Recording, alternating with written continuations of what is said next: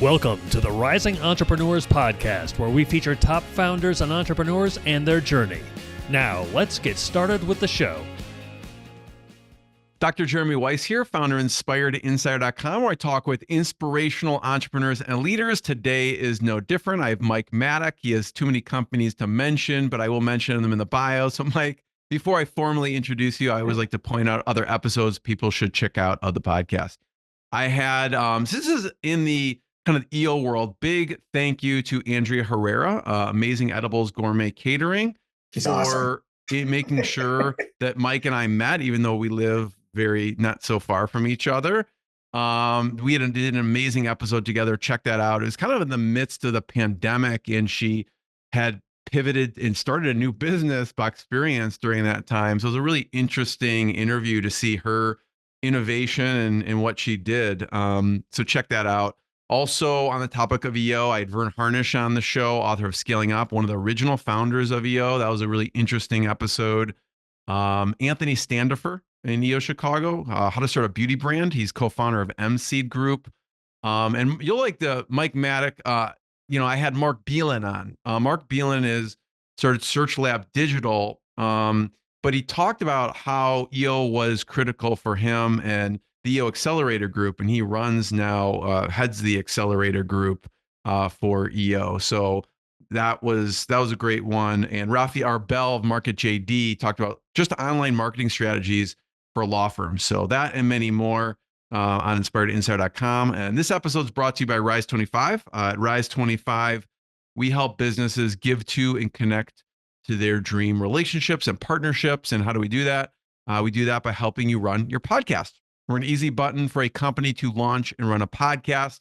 We do the accountability, the strategy, and the full execution. So, Mike, we call ourselves kind of the magic elves that run in the background to make it look easy for the host so they can run their company, develop amazing relationships, and create great content.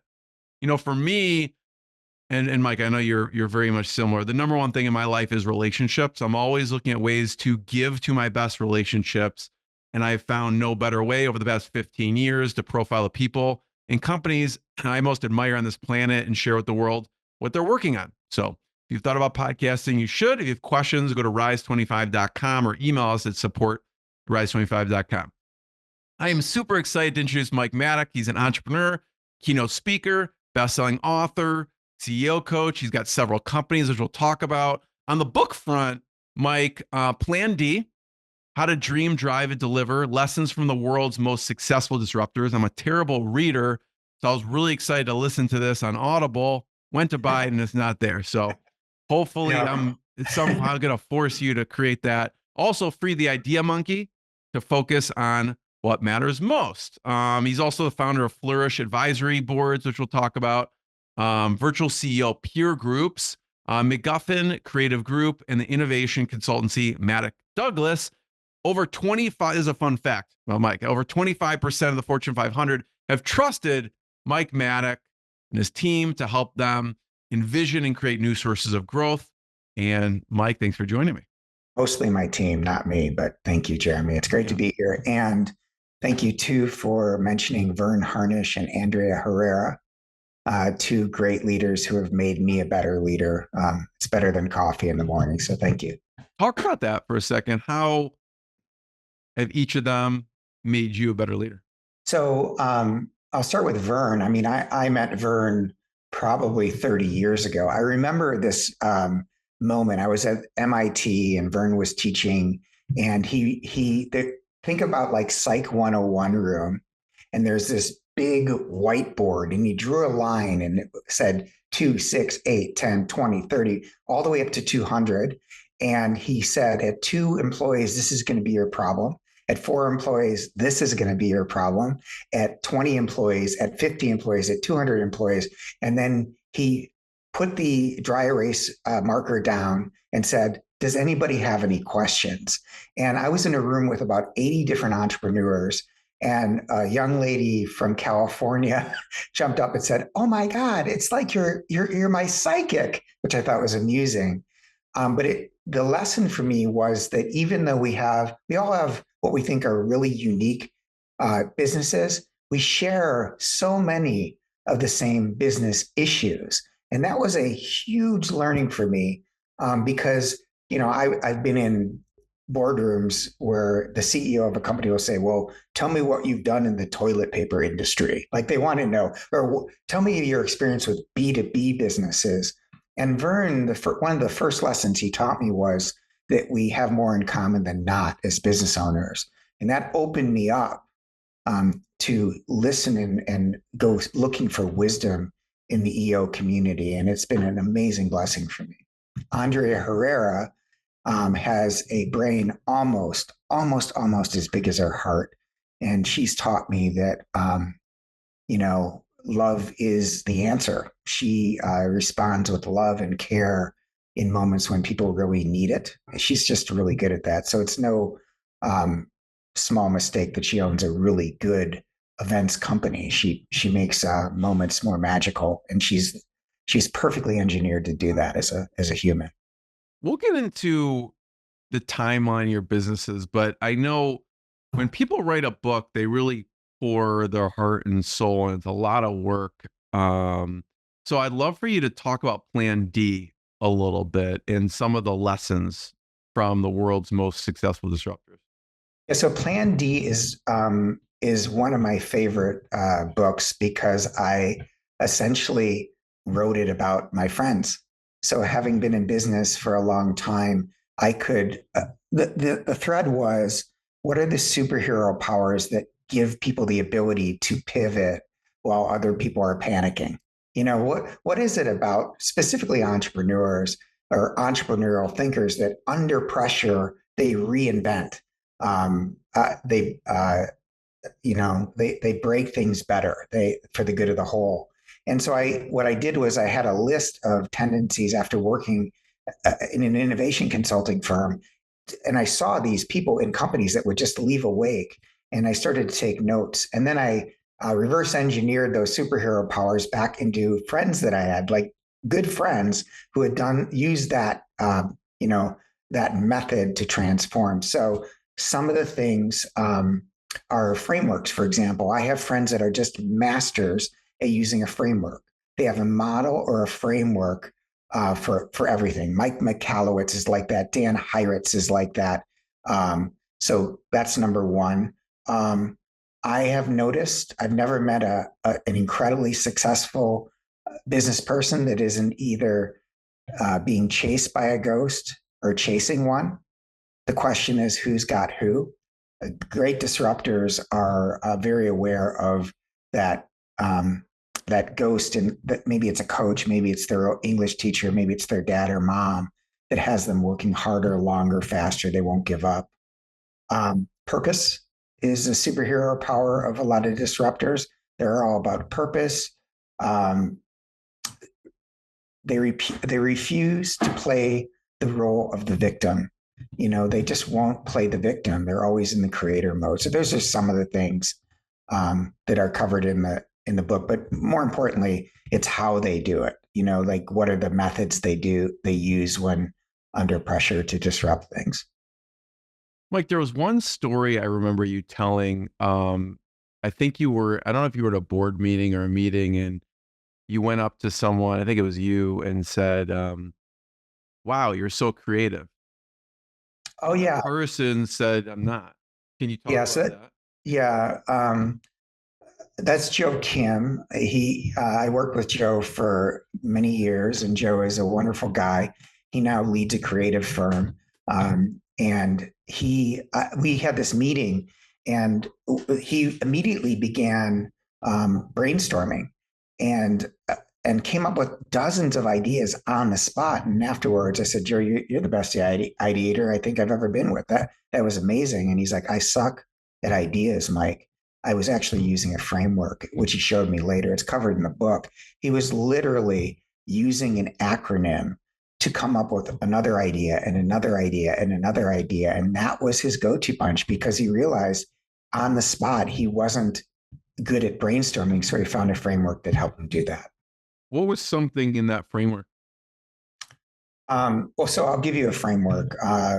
One of my favorites, Brett Miller, I'll give him credit for this. He came to work one day and he said, hey, I saw What Would Jesus Do bumper sticker. And he goes, you made me think, what would Jesus do? Or what would Elon Musk do? Or what would Oprah do? Or what would, and so we created dozens and dozens of cards with famous thinkers, their picture on the front, and then a little bio and some of the things that they had come up with on the back. And when we were with clients, we'd say, okay, let's stop thinking about this problem ourselves, come up with an idea that Oprah would have embraced, or Steve Wozniak, et cetera. And that is a framework that anyone could use. Another simple framework is taking money off the table. You know, people get stuck because they can't afford it. So to say, you know, okay, it's the magic wand. If you had a magic wand, what would you do? I've got $10 million. If I gave you a $10 million budget, how might you solve this problem? And once you have that solution, you can reverse engineer it and find ways to do it less expensively. I love it. I can't wait for it to come out on audio. Nudge, nudge, nudge, nudge, wink, wink. I'm just gonna keep planting the seed. What about Free the Idea Monkey? I love, and by the way, there is a video version of this. If you are listening to the audio, we do have it pulled up here. You can find the books probably on Amazon, but mike-maddock.com also on the author page. I love the cover here. Talk about Free the Idea Monkey. Well, so here, let me see you, Jeremy, because I do better when I look at someone. Thank you for promoting the books. I'd rather look at you. The Free the Idea Monkey is about the tension between the operator and the visionary. I call them idea monkeys and ringleaders. This preceded Gino Wickman's book, where he calls them, the integrator. And yeah. And what I've noticed is there's a tension between great partners, and so many of us as entrepreneurs make two great decisions, usually unwittingly. We pick the right wave and we pick the right partner. You know, it's amazing how if a surfer picks the right wave, they look like the greatest surfer in the world. But if the greatest surfer in the world picks a lousy wave, they look like they can't surf.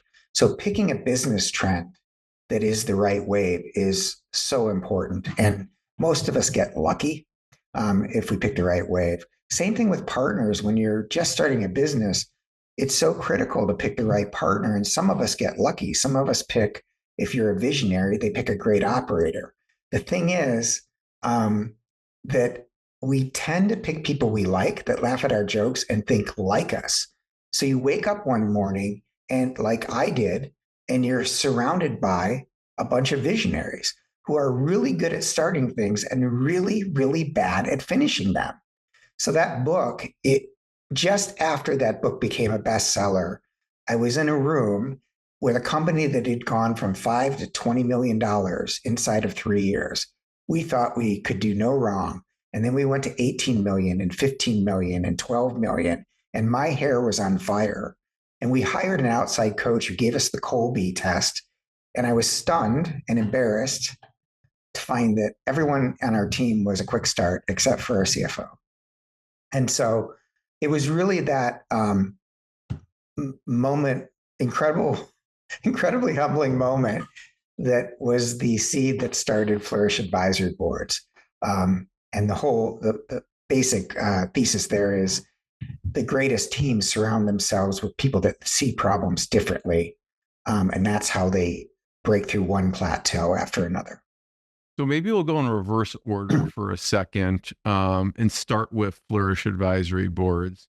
But I do want to kind of hear the inception, the growth of, Maddock Douglas as well. So start with Flourish Advisory Boards and what made you decide to start it? Well, I told you about the moment where, we had grown tremendously and then we started to shrink and we couldn't figure out why.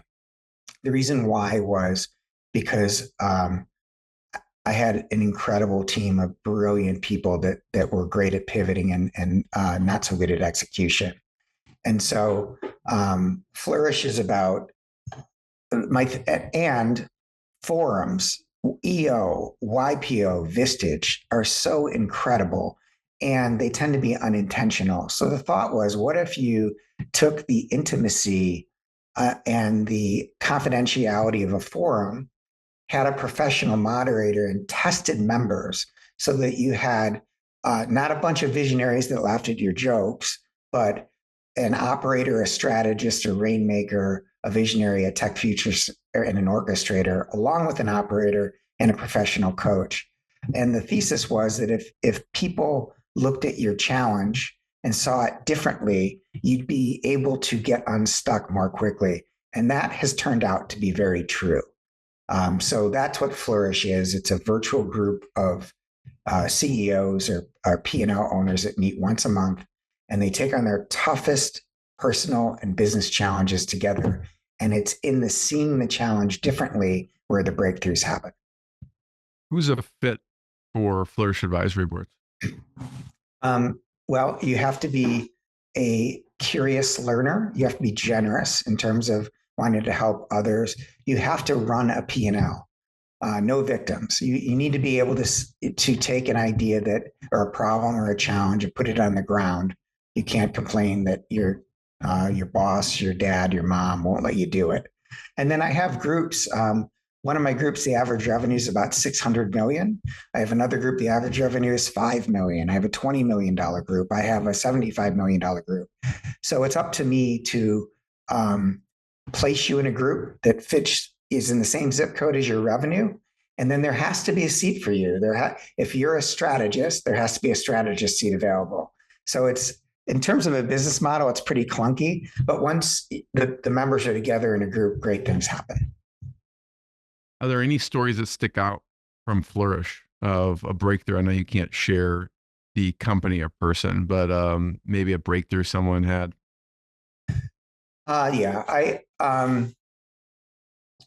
Sure. And again, it is highly confidential, but I'll tell a story that has a theme that most of your listeners will recognize.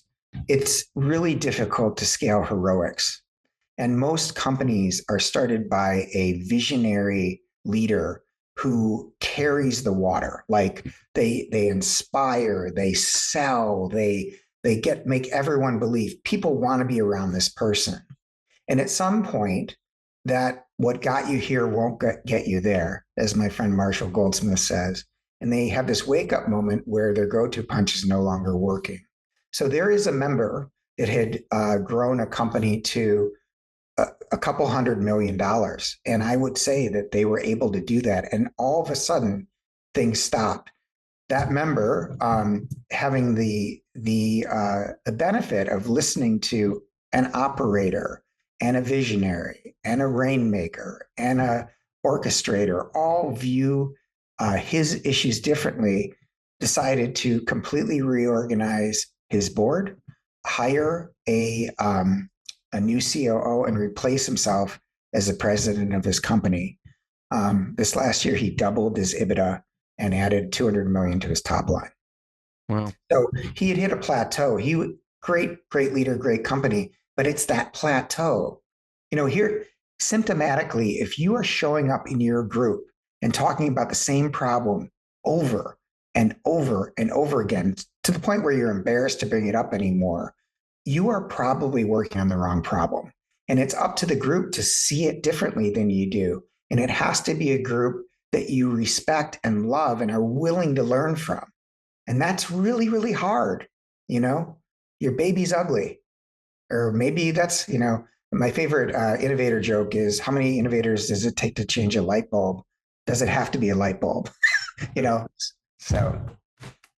It's funny, Mike, because my business partner, John, implemented this. We do an intervention meeting, and the intervention meeting is on me, by the way, every 2 weeks to see what I should not be doing, even if I like doing it, right? And so they kind of force me to take stuff off my plate that I like that. No, you should get rid of it. You should not be doing that. So I appreciate you. It rings home to me for sure. Talk about Marshall Goldsmith a little bit and his influence, what you learned from him. So I'm a member I went through the EMP program, Birthing of Giants, which is started by Vern. It was in conjunction with Inc. magazine and MIT. And after a 3-year program, and after that 3 years was up, a bunch of us got together and said, we want to keep going. We want to keep meeting. So we went to Vern and said, we want to keep meeting. And he said, no, it's a 3-year program. So we gave him a Rolex inscribed from our class. We collected credit cards, nominated a chairperson, and we've been getting together now for 21 years.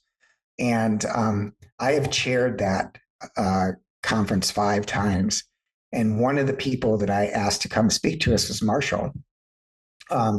For those of you that don't know, Marshall is lauded as the #1 business coach in the world. And he charges $1 million and offers a money back guarantee if he doesn't give you that value. So, he was the coach of Bill Ford and people you've heard of. And he's an incredibly humble guy. He started as part of his legacy, he started a group called 100 Coaches and invited people that were coaching to come and be one of his 100 coaches. And in turn, he would teach what he knew to those coaches. I was fortunate to be nominated and selected. So I've spent enough time with Marshall to know that he's a WYSIWYG. What you see is what you get, the best kind of person. He is very direct and he's very kind. And most importantly, he's curious. So what I've learned about Marshall is curiosity is the ultimate superhero power for a coach. I'm curious some of your favorite books, because he obviously has some great books as well. What are some of your favorites throughout the years? One of my favorite books is What Happy People Know. Dr. Dan Baker. And the reason I love it is because it is the perfect combination for me of storytelling and science. And it talks about things like it's impossible for the human brain to be afraid and grateful at the same time. And I love, if I could give 2 things to my children, they would be, let me make it 3. It would be a strong faith, high self-esteem, and gratitude as a go-to punch. I learned from my mom and Baker about gratitude, and it's sustained me. Grateful people are curious, grateful people are happy, grateful people are inventive, grateful people make the world better. So What Happy People Know is one of my favorite books. I love, some of the classics, Built to Last, Good to Great. I can't read those enough. I like Mike Michalowicz's books because he has He's hilarious too. Yeah, he's a good buddy. He was actually, I know Mike because he sat next to me in my first BOG class, like right next to me. And Mike has the distinction of making me snort beer, milk, and coffee out of my nose because he's so funny. We've become very good friends. So Mike has the ability. Number one, Mike is a true entrepreneur. He has driven planes into mountains in terms of his own companies. So when he's had a couple exits. So when he talks about a business, he's speaking from his own experience. He's not an academic. This is what happened to me. I love people that are willing to share wisdoms along with intelligence. I'll stop there. But yeah, I could keep listening. I have 3 Audible credits. So Mike Michalowicz was on the podcast. People can check that out. He's written books like Profit First and several others too. So he's fantastic, and it's great on the audio version because his sense of humor comes through on those. So check those out for sure. We talk about Flourish, and it makes me think because you've also very heavily involved in YPO and EO, and you've been run a lot of business teams. So talk a little bit about what makes a good business team. Okay. So there's this paradox that I call it the partnership paradox. If you get along with your partner all the time, you've got the wrong partner. The same is true for business teams. And the reason is because I definitely don't have the wrong partner. I hope he's listening. No, I mean, it's like like a marriage almost. It's a love affair in that you so deeply respect how they see the world differently and you love them for it. They keep you out of trouble. But under pressure, you go different directions, and that's why when I started with Free the Idea Monkey, the classic example are the operator and the visionary. It's Roy and Walt Disney, who didn't speak for 3 years, by the way, because Roy was so mad at Walt. But then expanding on it, you have the characters that I've seen and what I formed Flourish around. There's a great operator. There's a great strategist. There is a great rainmaker. There's a really good visionary, but who's under control. Tech futurist, a technology expert has become more and more important on an executive team. And then finally, the orchestrator, who is the glue that holds the team together. So just by way of example, Jeremy, if I came to you or I came to my Flourish group and said, oh my God, we hit 20 million and now we're at 18, now we're at 16, now we're at 14. We're not profitable. I'm going to lose everything. A good advisory group will say, the operator will say, let me look at the P&L. I want to punish every line and I'm going to have you profitable in a quarter. The strategist will say, what do our KPIs look like? What are we measuring? The rainmaker will say what are we selling? What's our pipeline looking like? Maybe we should 80-20. Maybe we should sell something different. Maybe our margins are wrong. The visionary, that's me, will say, we need to buy someone. We need to launch something different. We need to change everything. Sometimes we're right, occasionally. The tech futurists will go right to, these days, we'll go right to generative AI or bots or something. We're like, well, maybe our tech stack is inefficient. How can we be more efficient using technology? And then the orchestrator will say something like, I think we have a trust issue.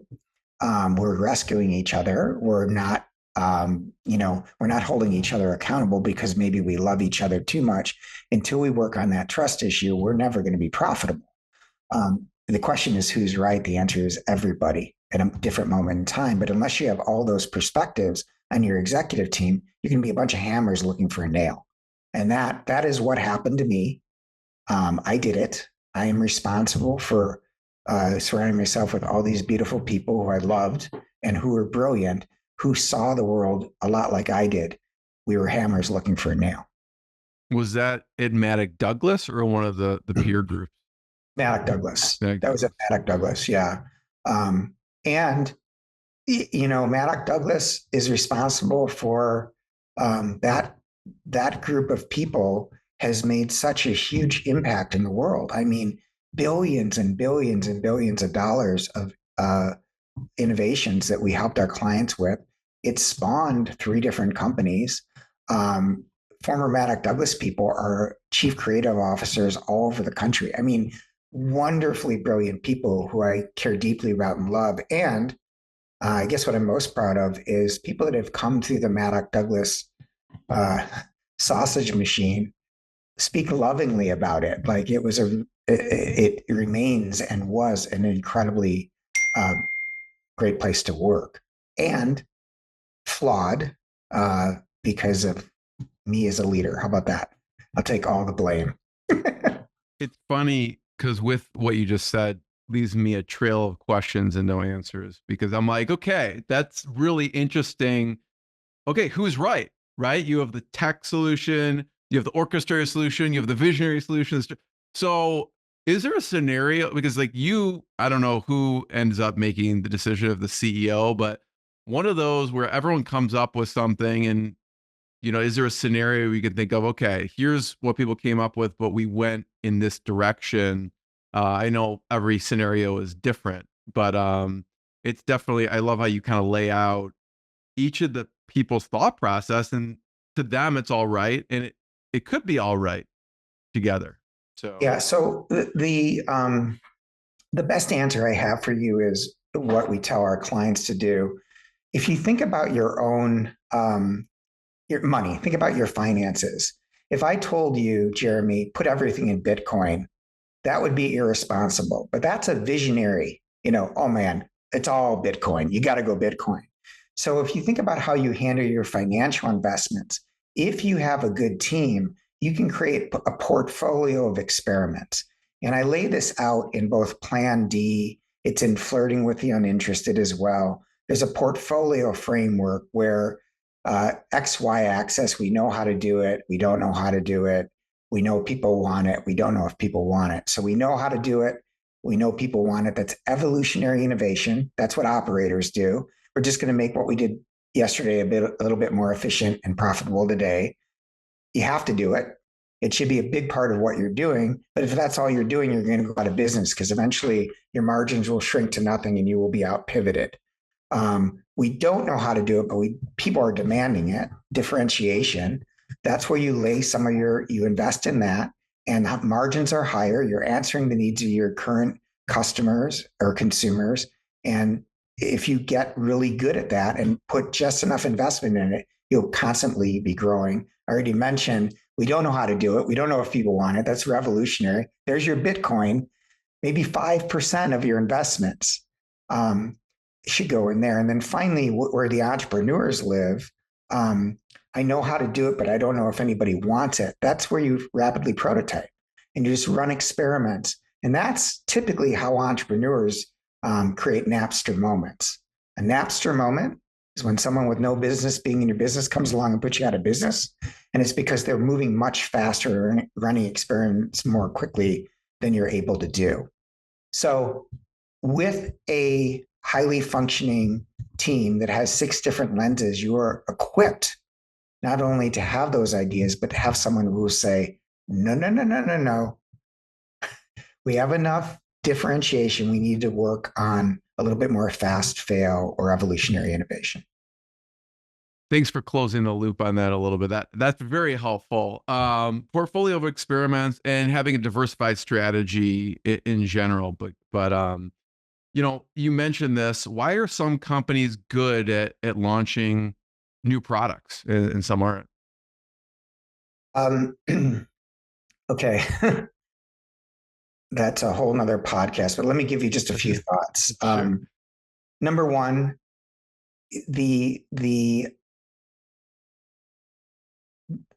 you're on a treasure hunt for being disruptive, go to what people hate about your industry. And my friend Barry Calpino, God rest his soul, used to say, embrace the hate to innovate. You have to go to things that people absolutely hate about your customer experience or your product. And guess what? Nobody wants to talk about what people hate about our product or service, but that's where all the action is. So you have to start with things that people hate about customer experience, your product or service. Start there. Number two, there's this expertise trap. I like to say you can't read the label when you're sitting inside the jar. You know what you've tried in the past. You know what you can afford. You know what your customers really need. You know what's legal. You know what's illegal. You know what your boss wants. You know. And that expertise keeps you from seeing things, possibility that's walking right in front of you, which is why companies that are really good at innovating usually hire someone from outside their company, outside their industry to run innovation. Another axiom is that if everyone thinks it's a good idea, or said differently, if you keep working on something till it offends nobody, it's no longer a good idea. It will not get any love in the market. I like to tell people that, and this is funny, I mean, a little bit ironic, because MacGuffin is a marketing and advertising company that is amazing. So they're going to hate me for this, but I say marketing and advertising are a tax you pay for a bad idea. Why do I say that? Because if you've solved a meaningful problem in the market in a really elegant way, guess what? Jeremy, I'm calling you. I'm like, holy shit, have you seen this? What a great solution. We tell our friends about great solutions, and you need to market them less and less in the future. So there's a few reasons why big companies, one last reason, great companies run by wonderful operators are designed to mitigate risk, not take it. And so you have the DNA of a company, these antibodies that kill risk. That's what they do. And so innovating is risky. It takes courage, and most companies are ill-equipped to take those risks. I forgot which company it was, and it doesn't really matter, but you were talking about working with a company and you're walking around the office and the people had been there for 20 or 30 years. They were all older white males and you were thinking, how are we going to innovate? Can you talk about that for a second? Yep. Yeah, I remember that well. It was General Electric, and I was asked to be on the advisory board, the innovation advisory board for General Electric. Beth Comstock, the CMO at the time, a wonderful leader, was running that program. And I remember Robert Walcott, who teaches innovation up at Northwestern or University of Chicago now, was on it as well. Anyway, we went out to New York, went to 30 Rock, took the elevator up to the top floor. I'm walking down this long white hallway with this group of advisors by all these black and white pictures of middle-aged white guys who'd run this company. And one of the advisors said, "Do you know why we're here?" And I said, "Yeah, we're here to help innovate." He's like, "Yeah, kind of. Do you know it's been 13 years since General Electric has launched a new product or service or business model based on one of their patents? 13 years. This is Thomas Edison's company. They were run by a great operator, Jack Welch, and he had done such a great job at mitigating risk, Six Sigma-ing their company, that they had forgotten how to fail forward. So all their leaders were just working on tiny little margin, making their business quarterly a little bit better until there was no more juice to squeeze. And now they had to come up with something different. And that's why we were there. I read that when Jack Welch left that business, General Electric stock lost $200 billion in value, which is a great example of what happens when one of the greatest visionaries of all time starts a company, Thomas Edison, and eventually what happens if you are out of balance and you have an operator running the show, just an operator. So balance is where the action's at. Really interesting. So what do you do first in that situation? You're walking in and it's been 13 years. Well, that's a complicated question, but quarterly shareholder reviews are really hard to overcome when it comes to innovation because you're being judged on the value you're getting shareholders every quarter. And, so taking risks that's a long, blue ocean strategy. It takes some years. It isn't like, oh, next quarter we'll be ready to go. So that's why oftentimes the best thing to do is first identify gaps in the market that you have the ability to serve, that your brand can serve. And that's research, and there's a way to do it. Again, whole nother podcast, but that's a discipline. That's science and art mashed together. Once you have those needs, you can invent new ways to serve them. It could be a product, service, business model. You need to be agnostic. And then for a company like General Electric, sometimes the best thing to do is go out and buy it. Some visionary has already created this product. You can go acquire it, which is what usually happens.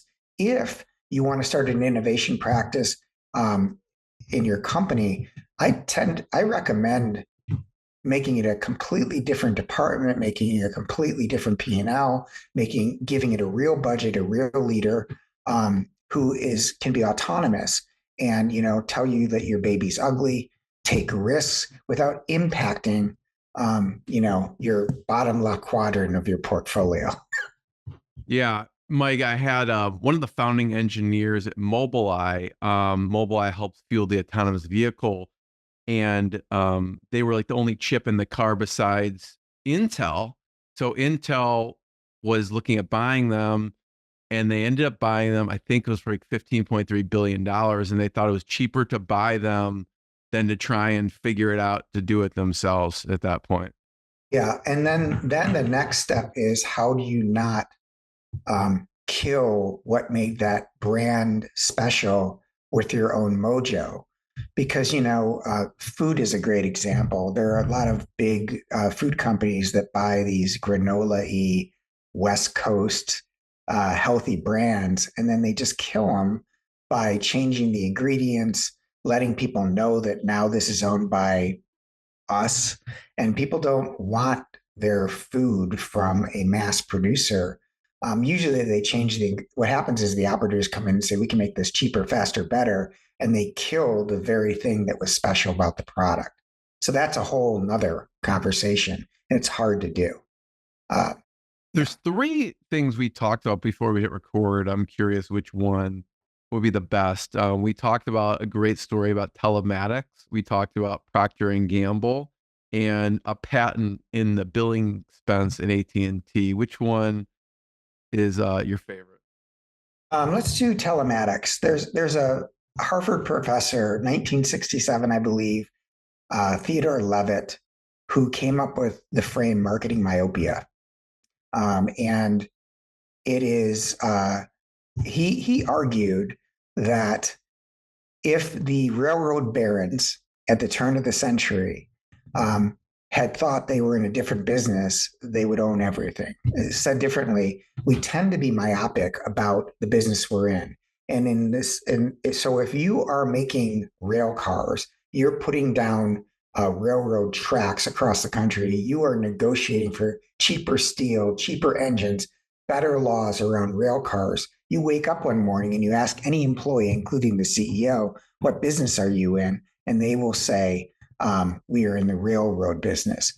If they had said we are in the transportation business, those barons would own every plane, every ship, every car, but they forgot the business they had the right to be in, marketing myopia. In the case of CNH, Case New Holland, they hired us to come up with some innovation for their parts and service division.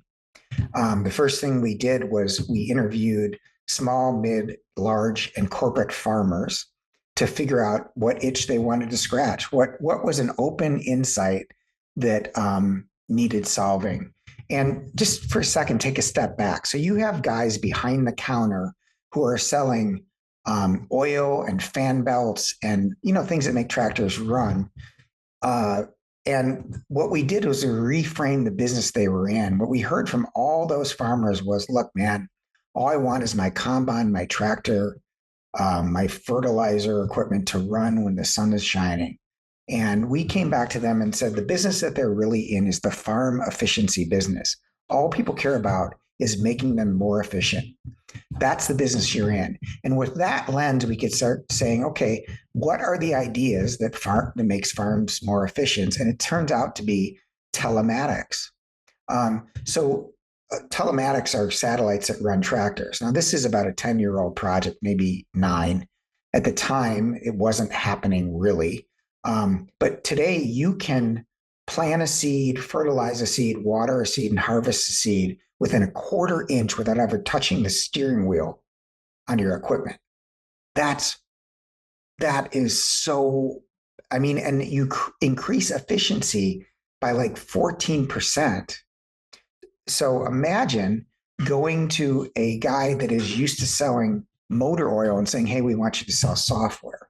It all starts with, what business do we have the right to be in? And I think that's the most important question a company that's trying to disrupt can ask themselves.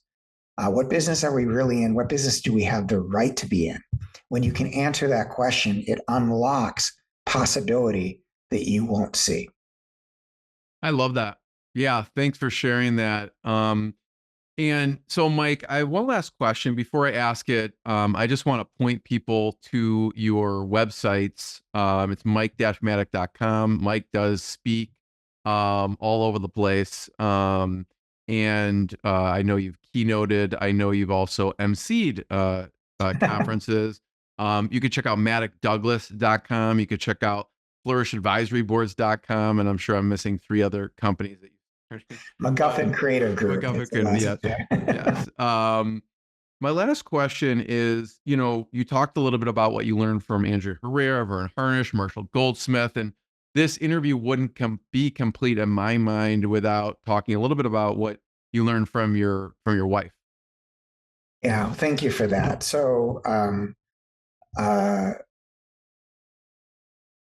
tell a story. I was our family's had a pretty tough 4 years, and my son was a senior in high school during the COVID year. He was a pretty good kicker, and like being recruited by colleges. And his senior year in high school was basically canceled. So he came to us one day and said, "Hey, listen, I want to go to a kicking camp because I need to get my stats higher. I'm not going to, the NCAA just gave everybody an extra year. It's musical chairs. There are no seats left. I need to elevate my position in the world." So we went to Vegas and at a kicking camp, and he did great. And the next day we came back, and my wife Ruthie was cutting his hair on the back porch. I was in the office writing. I heard her kind of yelp. She came stumbling in and complained about seeing light. She was trying to scoop some snack. She couldn't find the bowl. I asked her I would look for my phone. I thought she was having a stroke.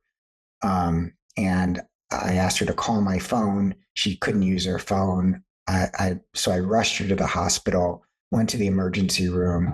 And 20 minutes later, the doctor came out and said, "Your wife isn't having a stroke. There's a mass in her brain, and we have to determine where the cancer started, in her brain or somewhere else." So that was the beginning of a really difficult few years for our family. Turned out she had a very rare and aggressive form of glioblastoma. I called my forum mate, actually, Ari Levy, from the waiting room, just sobbing. It was, just a nightmare. And, he offered to come and be with me. But what I really needed were the best experts in the world. And he helped make that happen immediately, which was very generous of him.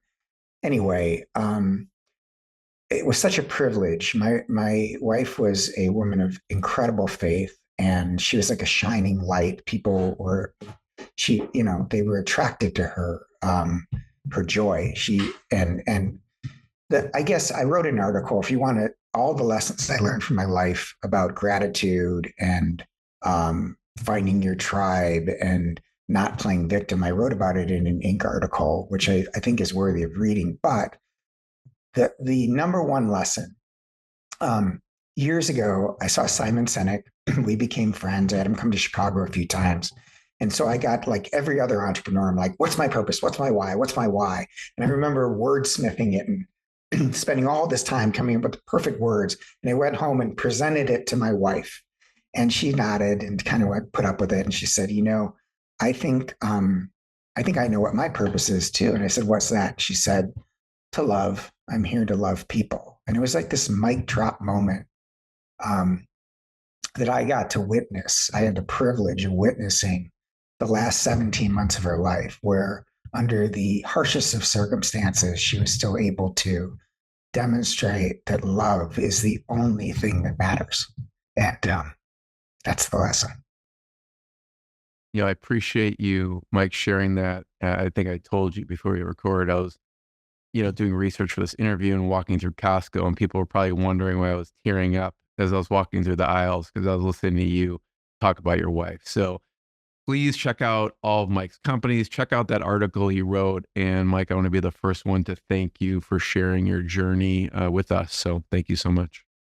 Privilege, Jeremy. I appreciate hanging out with you, and I hope we get to do it again. Maybe with a glass of wine, beer, or a cup of coffee. Me too. Okay. Thanks, Edward. Thanks for listening to the Rising Entrepreneurs Podcast. This episode is powered by Rise 25. Please subscribe and check out future episodes.